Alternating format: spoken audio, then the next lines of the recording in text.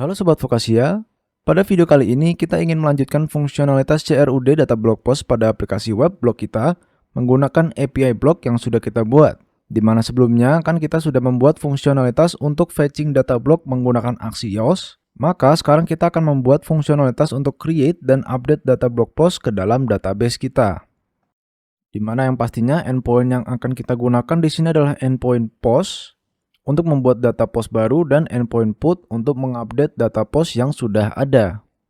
Untuk itu, mari kita langsung saja pergi ke project kita, di mana di sini saya sudah menjalankan server API-nya beserta website blog kita di sini, yang mana langkah selanjutnya kita itu ingin mengubah fungsi-fungsi add post dan update post ini menjadi fungsi-fungsi yang bisa melakukan sebuah API call ya menggunakan Axios. Untuk itu di sini kita bisa hapus saja dulu isinya, lalu kita seperti biasa akan ubah menjadi blog try catch.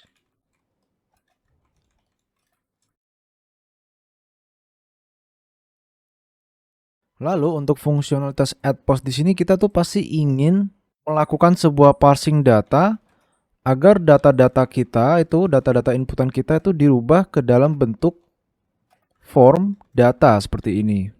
Karena kan memang kita sudah menerapkan pada API kita supaya endpoint create blog post itu hanya menerima datanya dalam bentuk form data. Maka dari itu kita ingin parsing data post yang masuk ke fungsi add post ini sebagai sebuah form data. Selanjutnya kita masukkan data-data post tersebut menggunakan form data append. Misal di sini title-nya kita set post title. Lalu di bawahnya juga untuk body dan image.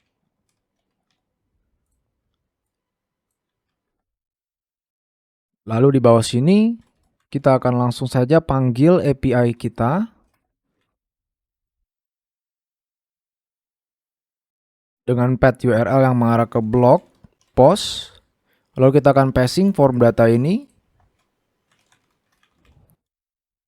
di mana di sini kita ingin memberikan sebuah konfigurasi agar request yang dikirim itu menggunakan header untuk memberitahu ke server API kita bahwa content type yang diberikan itu adalah bentuk multi-part form data seperti ini ya. Jadi kalau dalam kasus di Postman itu kita sama aja seperti membuat request dalam bentuk form data seperti ini ya. Selanjutnya yang pasti karena dia di sini menggunakan await keyword, kita buat fungsi add post ini menjadi fungsi async. Lalu di bawah sini kita tetap ingin mengeset state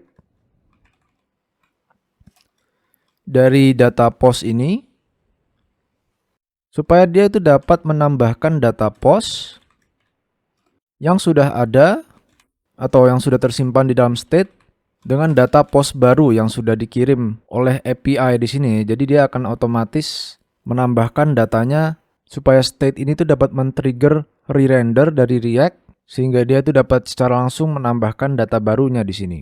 Selanjutnya kita save. Lalu sekarang kita akan tambahkan post baru. Nah, seperti ini. Lantas apa yang terjadi sekarang apabila kita refresh? Nah, maka datanya akan tetap muncul ya. Karena kan data ini sudah persisten, sudah kita simpan ke dalam database.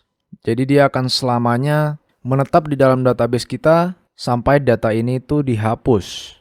Mungkin sekarang kita coba tambahkan data baru mungkin dengan upload gambar. Kita simpan. Nah, dia tetap berjalan dengan baik ya seperti ini. Nah, sekarang kita sudah pastikan nih bahwa fungsionalitas untuk menambahkan data post baru itu sudah berjalan dengan baik. Lalu kita akan pergi ke fungsionalitas untuk mengupdate sebuah post yang sudah ada. Untuk itu mungkin kita bisa langsung saja nih copy block try catch dari add post di sini karena kan memang dia tuh bisa dibilang mirip ya. Jadi di sini kita langsung paste. Lalu kita ubah di sini menjadi sebuah async function. Lalu untuk postnya di sini kita ubah menjadi bentuk updated post. Serta pada pemanggilan API di sini dari post kita ubah ke put ya. Karena kan memang dia menggunakan method put. Lalu pada path parameternya di sini kita sisipkan ID dari blog post yang kita ingin edit atau update. Untuk itu pasti kita akan menggunakan backtick. Kita sisipkan ID-nya seperti ini. Lalu sisanya kita tetapkan sama ya. Selanjutnya di bawah sini di set state di sini saya ingin melakukan mapping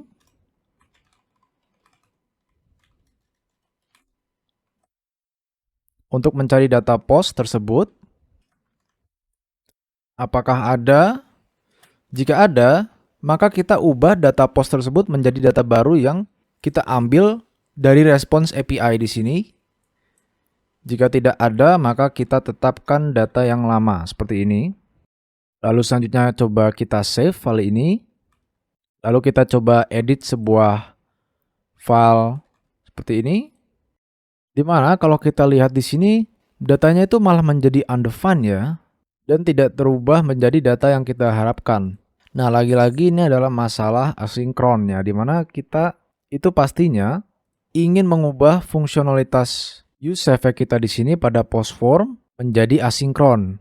Karena pada halaman form edit di sini kita lihat kalau kita klik edit, dia itu harusnya sudah berisi dengan data-data dari post yang ingin kita update tersebut ya. Dimana kalau kita lihat di sini, fungsi untuk memanggil getPostById-nya itu masih berjalan secara sinkron ya. Untuk itu sama seperti sebelumnya, kita bisa membuat sebuah fungsi asinkron di dalam sini, const fetch data async.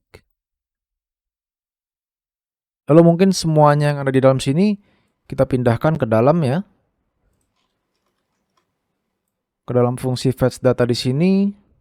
Selanjutnya juga di sini mungkin untuk set image preview, saya ingin membuat sebuah conditional rendering untuk menggunakan gambar yang sudah diupload apabila data post itu mengandung gambar ya. Jika tidak, maka kita tetap gunakan Pixum.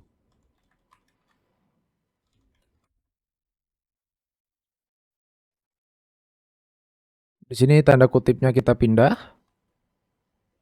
ke sini. Lalu sekarang karena dia ini sekarang sudah fungsi asinkron, kita panggil keyword await di sini. Lalu di bawah sini kita cukup panggil saja fungsi fetch data. Kita save file ini. Lalu sekarang apabila kita pergi ke halaman edit di suatu blog post, nah maka dia sekarang sudah bisa mengambil data-data blog post tersebut ke dalam form ini ya. Dimana sekarang kalau kita coba edit, nah dia sudah dapat mengedit data tersebut. Misalnya dari undefined kita ubah ke apa misal, lalu misal kita tambahkan juga gambarnya. Nah, maka dia sudah bisa menerima update-nya dengan baik ya.